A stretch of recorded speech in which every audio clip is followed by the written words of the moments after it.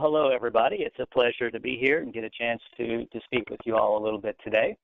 If you have any questions throughout, don't hesitate to interrupt me and let me know, or Kenny, I'm sure, will provide some time at the end that we can talk a little bit more about that.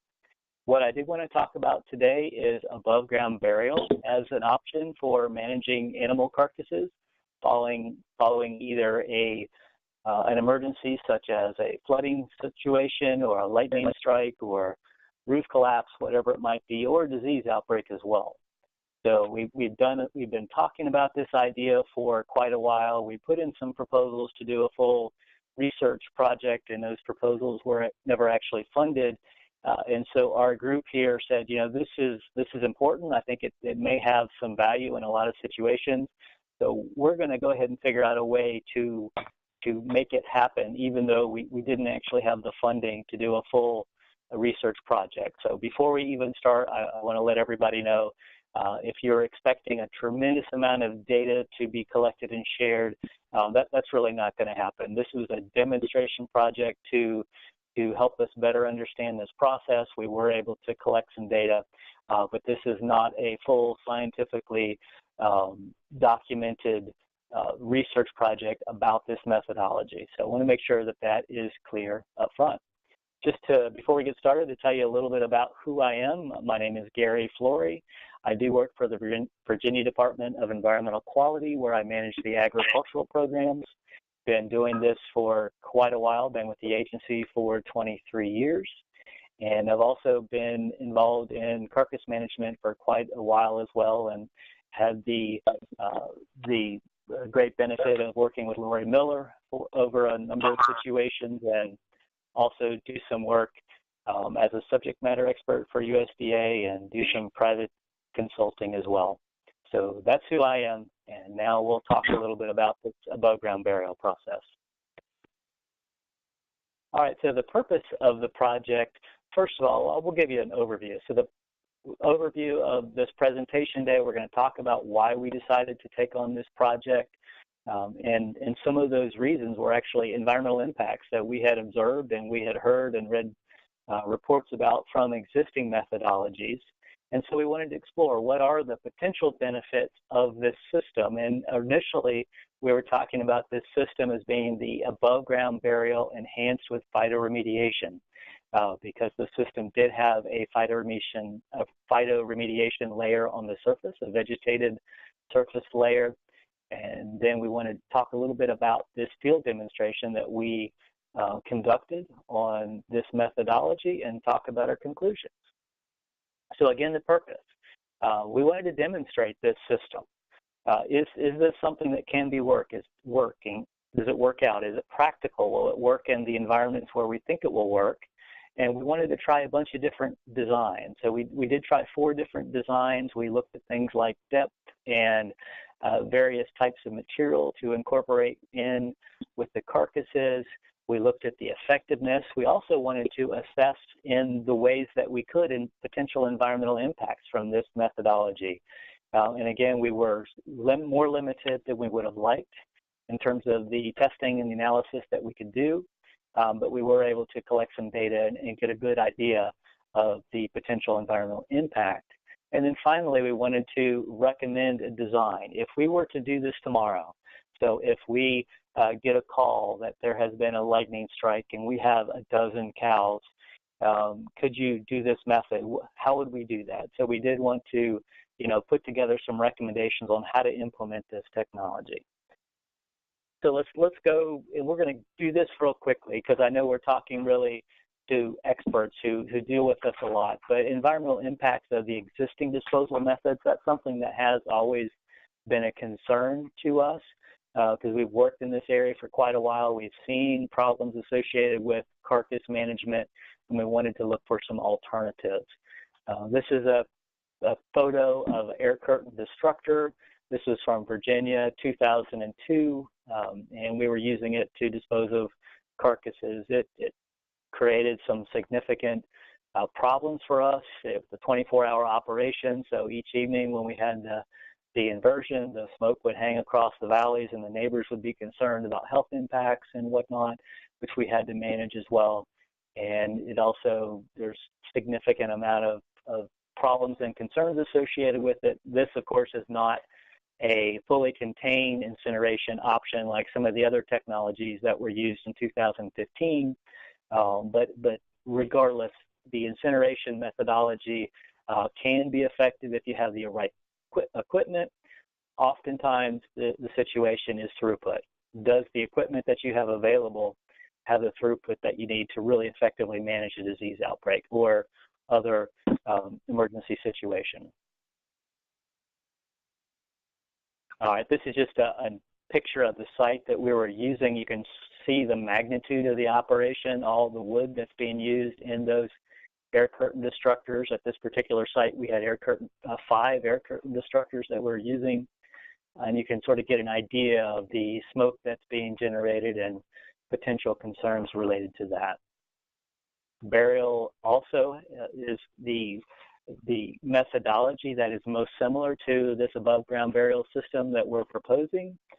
There have been significant concerns associated with that. There was incidental reporting in South Korea about groundwater supplies, surface water supplies that were running red from fluids that were released from the carcasses. But in general, there have been significant concerns about environmental impact from burial. In Virginia, it was the methodology of choice in our 83-84 outbreak, but there was concerns from some neighbors about some impact from some burial sites from that outbreak. And so when we had our outbreak in 2002, we buried the index case, but then there was a significant concern from the citizenry and environmental groups and all that said, this is not going to be a methodology that we're comfortable with.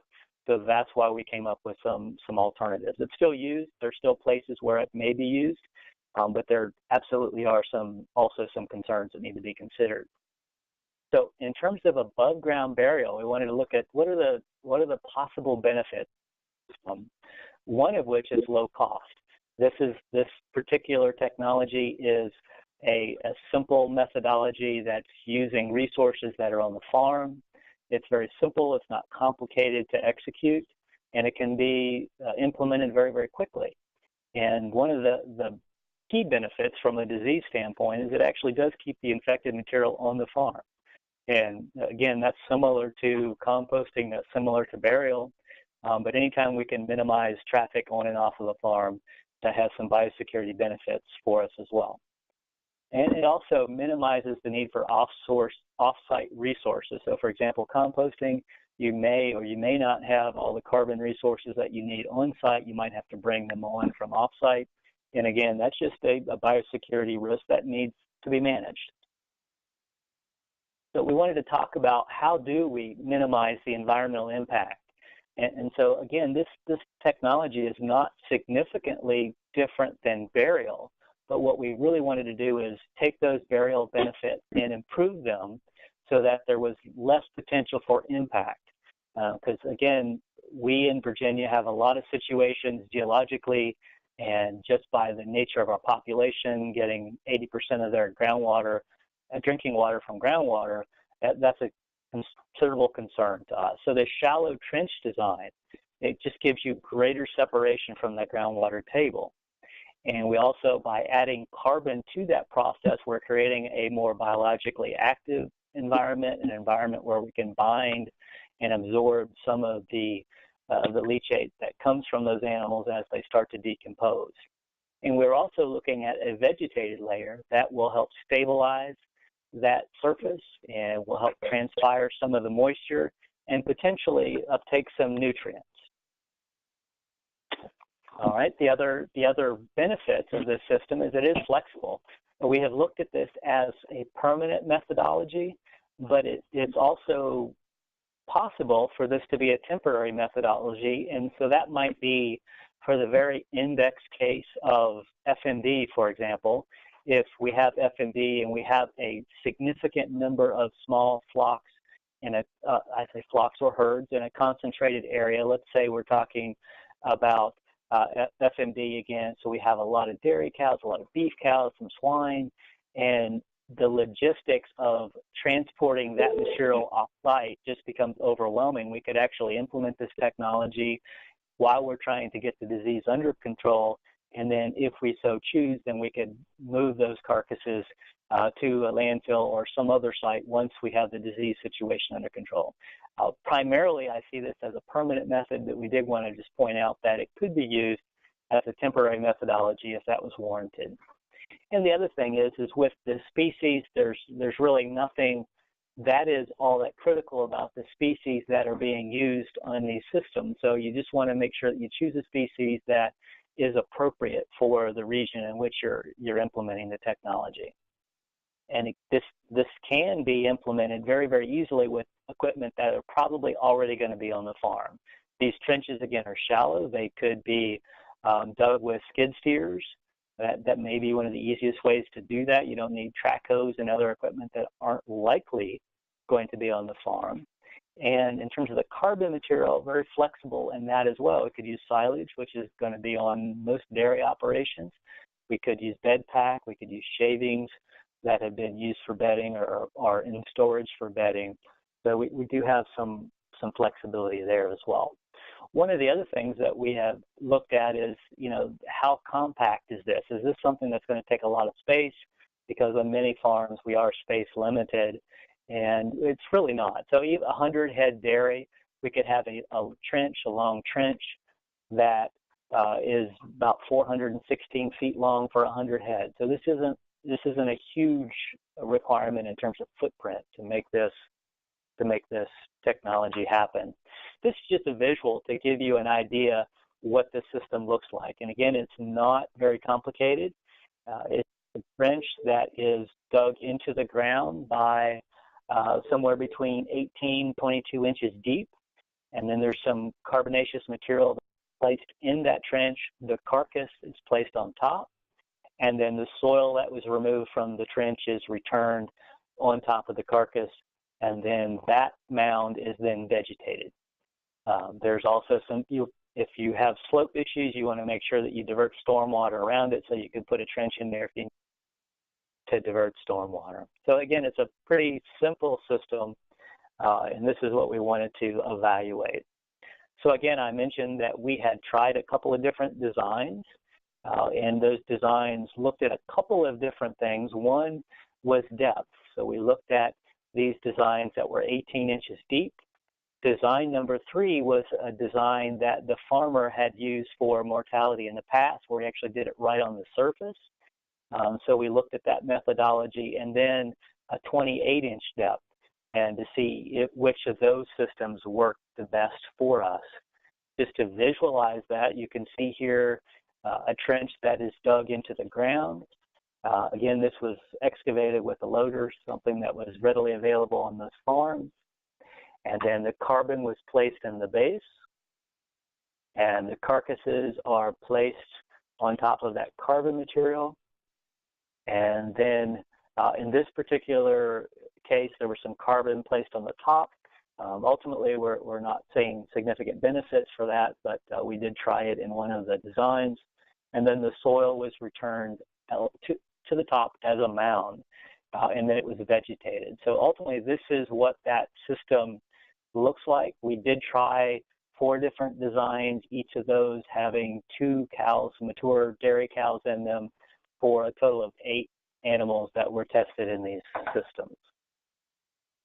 And then ultimately, the vegetation was established. So that's what they looked like while they were going through their decomposition process. So we did evaluate these at 2 months just to get an idea of if there were issues that we needed to be concerned about. And really what we found was that at this 2-month period of time, because this was very shallow and because we had some carbon that was added to the system, we really had significant decomposition. Less perhaps than we might have had if this were a full composting operation, but this is sort of a hybrid of burial and composting. But even so, we still had about a 90% decomposition at 2 months, which I thought was very impressive, except for design 4 decomposition. There was about 60%. So design 4 just to remind you, was the much deeper design. So it was 28 inches versus 18 inches.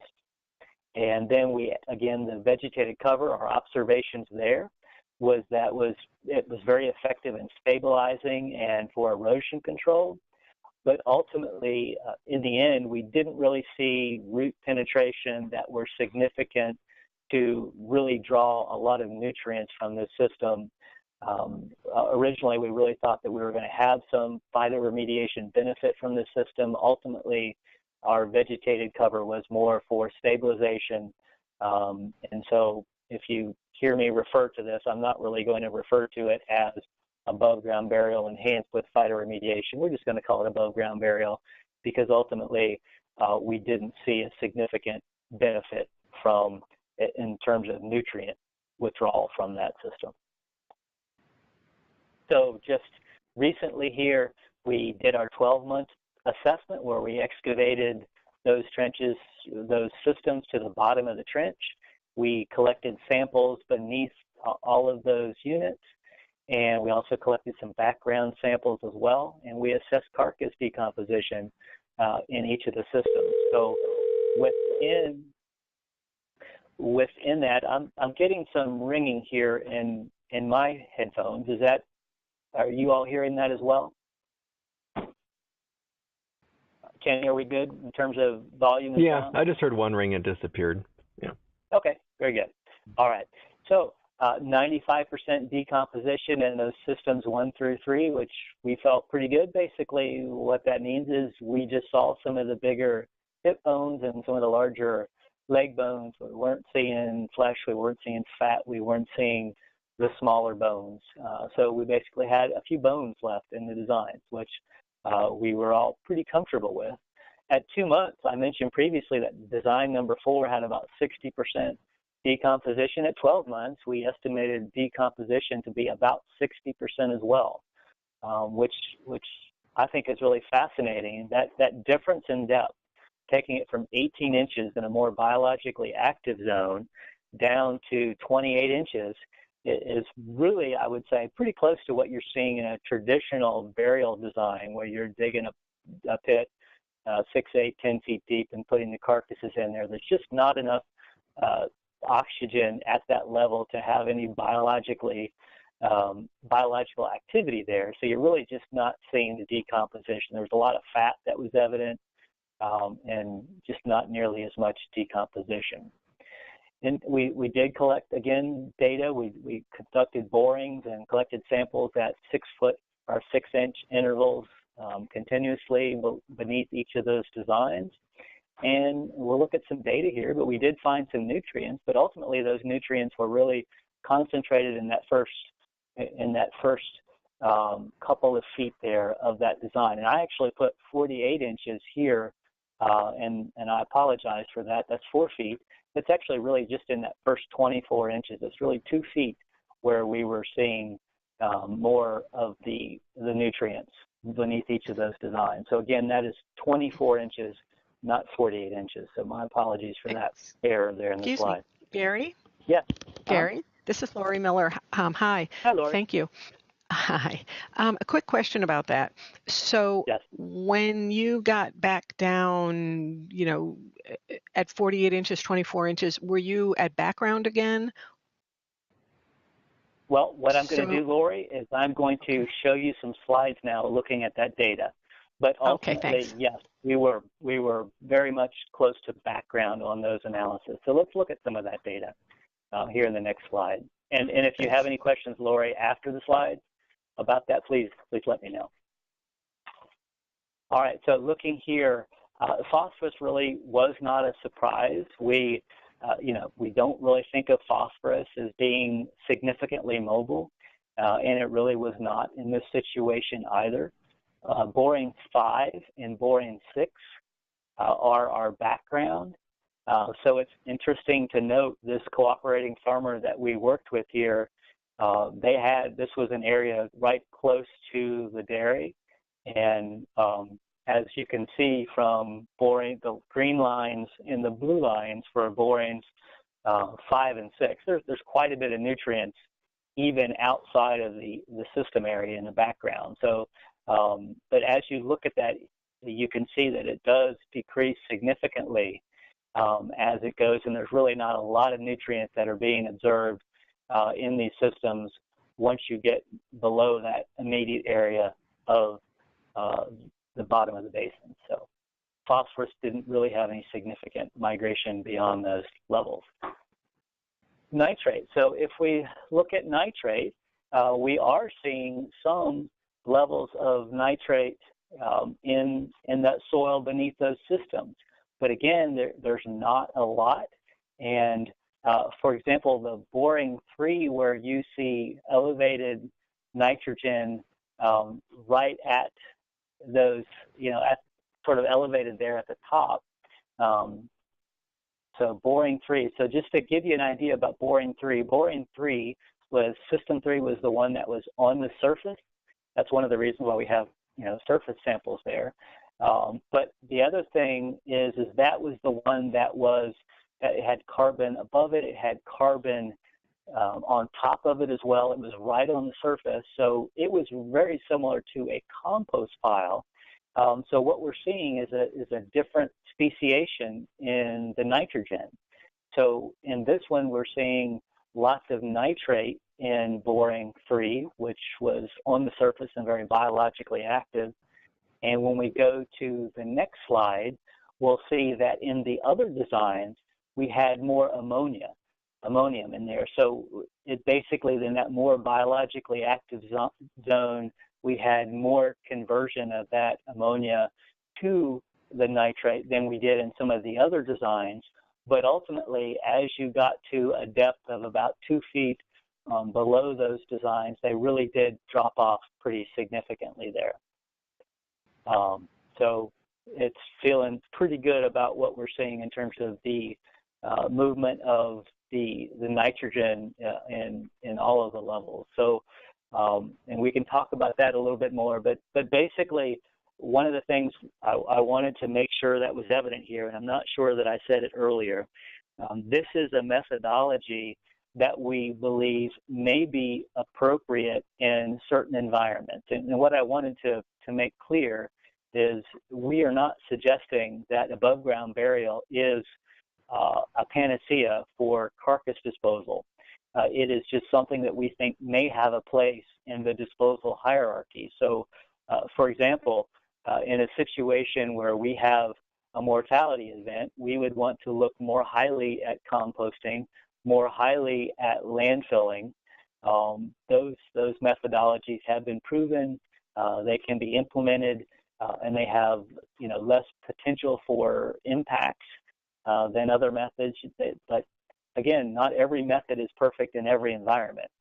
So if you're in a situation where composting may not be the best option because you don't have the footprint or you don't have the ability to get carbon or whatever that might be, and you don't have a landfill that is able to take the material, and if you start looking at burial, the idea here is being, well, instead of traditional burial, where you're putting all of that nutrient-rich carcass material much lower, much deeper into the ground system, much closer to groundwater, then might not above ground burial be more appropriate in some situations. So again, this is not suggesting that this is the system. This is suggesting that this is a system that might be appropriate perhaps where you're considering burial, and it might have some environmental benefits to that traditional burial methodology.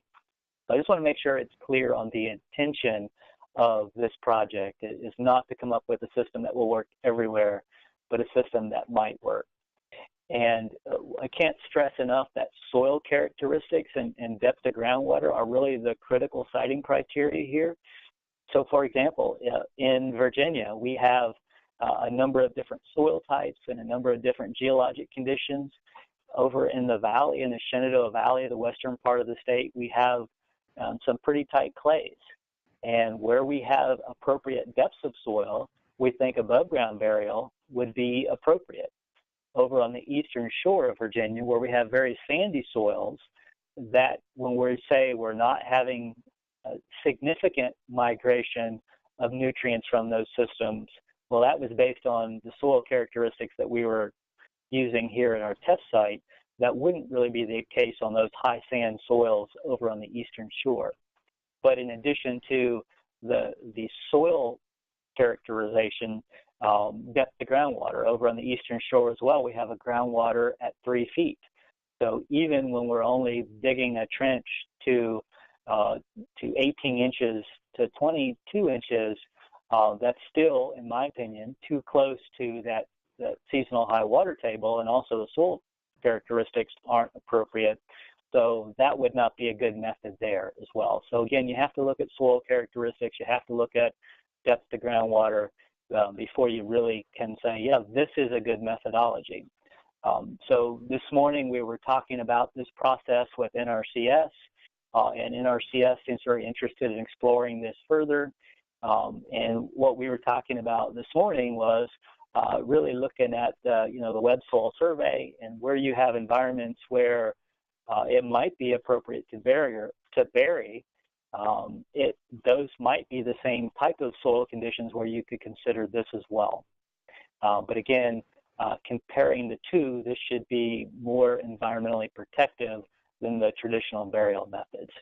So in the end, trying the different depths and the different types of system, our recommendation, if we were to implement this tomorrow, would be we would put a trench that is about 20 to 24 inches deep. It wouldn't be any deeper than that. And then we would put a carbon base in there. That could be silage, that could be bid pack, whatever materials might be available on the farm. And then we would cap that with the soil that has been, that was excavated from the trench. And then we would vegetate it with a regionally appropriate vegetated cover, and seasonally appropriate as well. So that is sort of the design that we would go with.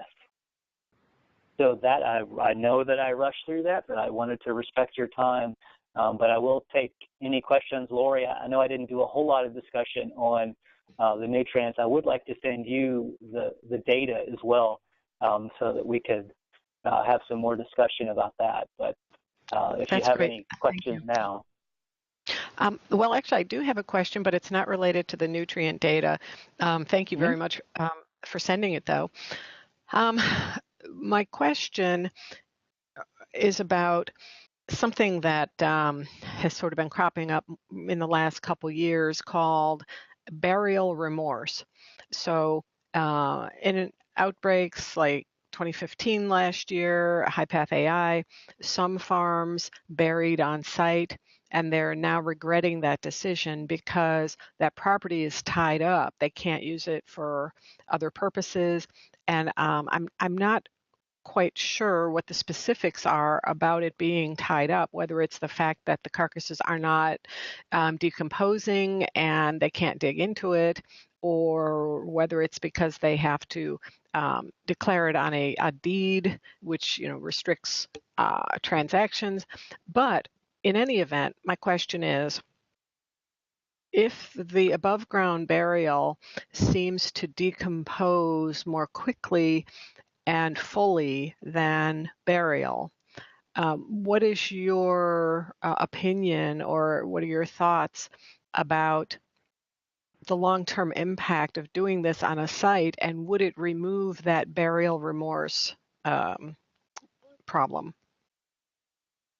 That's an excellent comment, Lori, and question. And I'm going to tell you, I asked this question from the cooperating farmer that we work with.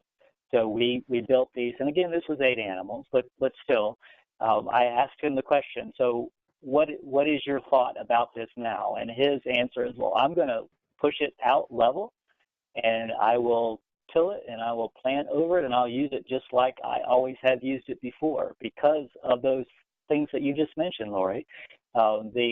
The carcasses have decomposed. There's nothing left of that. There's nothing left you can see in the profile. And perhaps I should have put some pictures of that profile on the slide as well.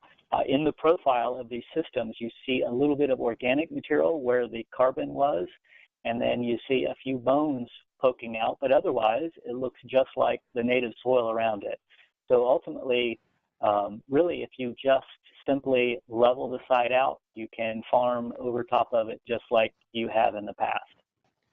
Now, does that mean, I'm not an engineer, but I fully suspect that that means it would have some implications if you were going to build a building over it, but it is in that shallow zone where it's, not uncommon to remove that level of soil before you start construction activities anyhow. But for routine agricultural practices, the farmer that we worked with said this doesn't impact, what I do at all.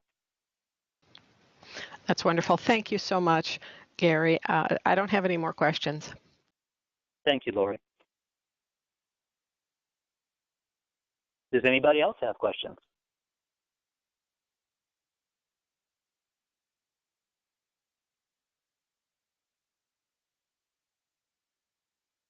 Kenny, is there anything else that you would like for me to mention? I don't think so. I was just giving a long pause while people pondered their intellect for possible questions.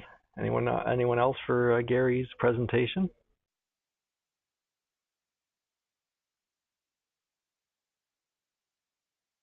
This is Lori again. Never one for letting a silence go unbroken.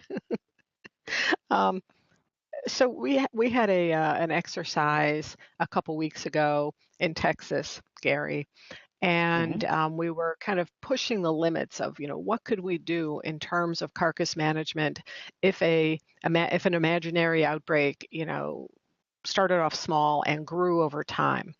And one of the issues was we calculated that for a particular farm with the number of animals and sizes that they had, they would need about 100 acres to do burial.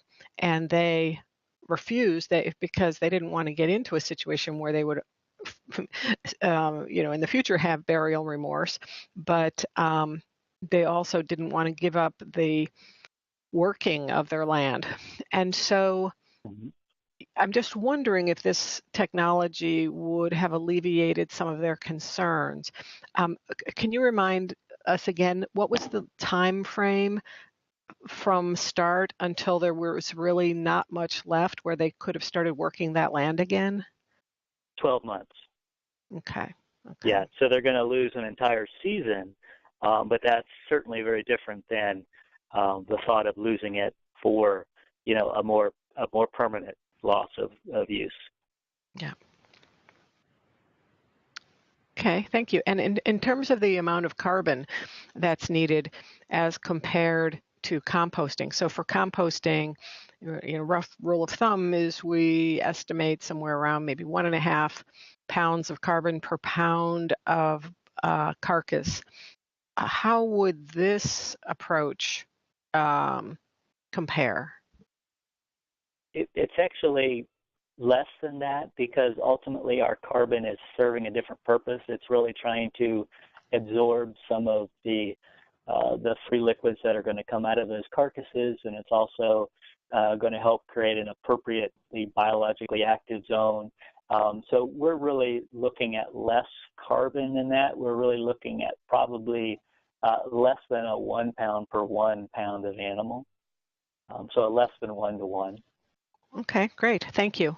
Would you think it's half of that, so like 3/4 to 1, or is it hard to say at this point? Yeah, I would say 3/4 to 1. And the other thing that I'll mention too, when you're talking about large animal carcasses, is that 1.5 to 1 actually is really hard to implement too, just because of the need to cover it. So you really, but just to compare, for large animals, ultimately you're probably looking at closer to 2 to 1 or more. Just because they're not as easy to cover as they are with poultry. So yeah, I would say, and again, I haven't calculated this, but I would say off the top of my head, probably 3/4 to 1. And a final thought, I wonder if this would affect the ability to use a permitted landfill. So in 2015 HighPath AI, there was a lot of concern by landfills about the liquids from the infected birds reaching their leachate collection system and having a negative impact on wild birds around the landfill. I'm wondering if landfilling with some carbon material beneath the layers of carcasses would alleviate that concern as well. That's a good question, Lori. So, and we would have to look at that some more. So certainly those free liquids are going to be released as those animals break down, and in the landfill environment, that's just going to migrate down through the garbage into the leachate collection system. And I'm just trying to envision whether adding carbon beneath that would be able to absorb that. And I would have to believe that it would, Lori. That certainly should make a difference with that very dry material there. That should be able to absorb some of that material. You know, ultimately there might be some downward migration of that, but I think that would. I think you're right. That's a good point, Lori. You would certainly have to choose wisely. You know, like a kiln drying shavings versus, you know, a poultry litter that already had a 65% moisture to it.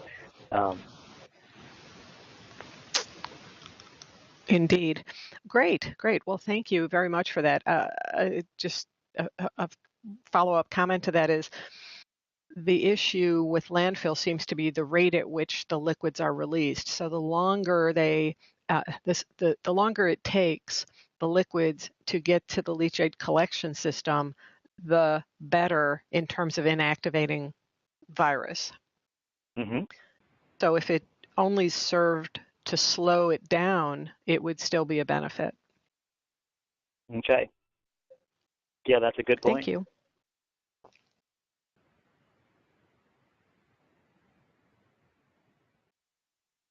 Thanks, Flory. Thanks, Gary. Any other questions for Gary?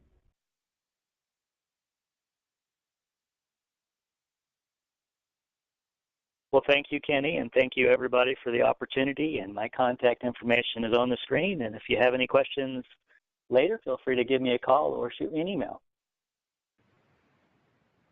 Great. Thanks to you, Gary. Thank you, Gary. Thanks for being here.